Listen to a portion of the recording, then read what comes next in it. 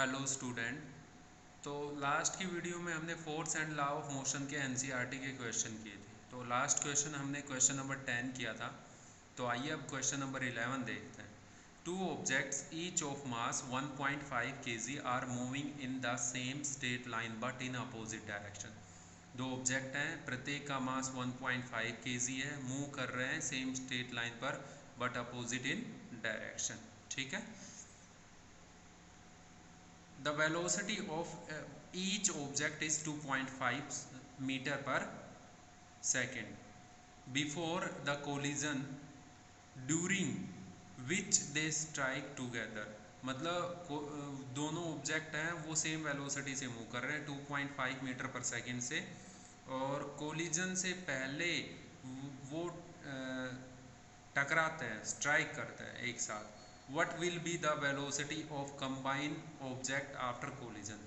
मतलब combine objects की हमें वेलोसिटी निकालनी है। तो देखिए समझिए, मैंने यहाँ ऊपर ये डायग्राम बनाया हुआ है। एक ऑब्जेक्ट ये है और दूसरा ऑब्जेक्ट ये है। तो ये 2.5 से ऐसे चल रहा है और ये 2.5 से इस डायरेक्शन में चल रहा है स्ट्रेट लाइन पे। तो यहाँ हमने इसका सॉल्यूशन देखा। देखिए अब मास पहले ऑब्जेक्ट का कितना है 1.5 kg, दूसरे ऑब्जेक्ट का 1.5 kg। दोनों की वेलोसिटी कितनी है before collision 2.5 metre per second. 2.5 metre per second. देखिए एक माइनस की एक प्लस की। तो देखिए यहाँ पे एक इस डायरेक्शन में है और दूसरी इस डायरेक्शन है। अगर आपने ये फर्स्ट माना है तो सेकंड की वेलोसिटी फर्स्ट से अपोजिट है। तो फर्स्ट को पॉजिटिव माना है तो सेकंड को क्या मानना पड़ेगा, negative velocity. After collision the two object strikes together. दोनों ऑब्जेक्ट टकराते हैं। देन टोटल मास, उनका टोटल मास क्या हो जाएगा m1 plus m2। Late combine velocity, मतलब तब उसकी कंबाइन वेलोसिटी कितनी मान ली हमने, v मान ली। ठीक है। तो अब law of conservation of momentum का हम यूज़ करेंगे यहाँ पे। Law of conservation of momentum. तो देखिए according to law of conservation of momentum,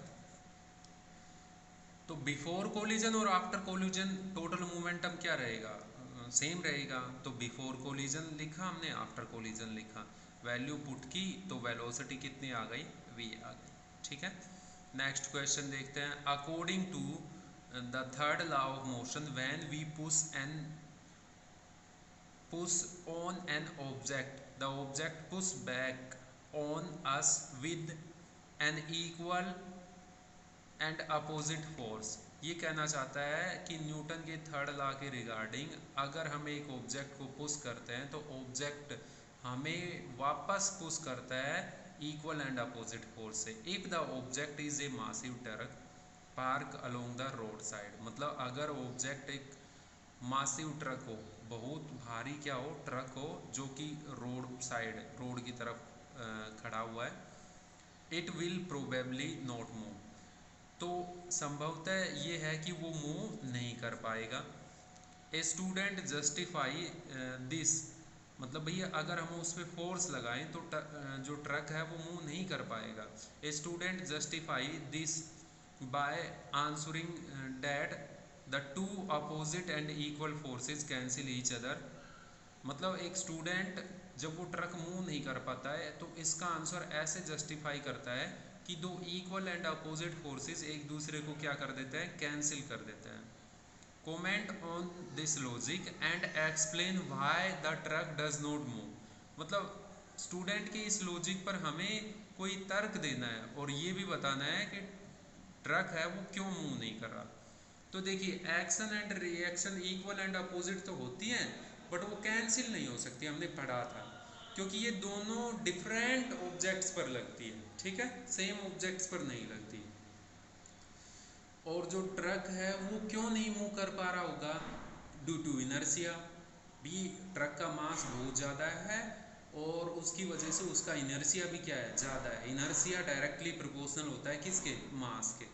I hope आप इस चीज़ को समझ पाए होंगे। नेक्स्ट क्वेश्चन देखते हैं। A hockey ball of mass 200 gram travelling at 10 metre per second is struck by a hockey stick so as to return it along its original path with a velocity of 5 metre per second.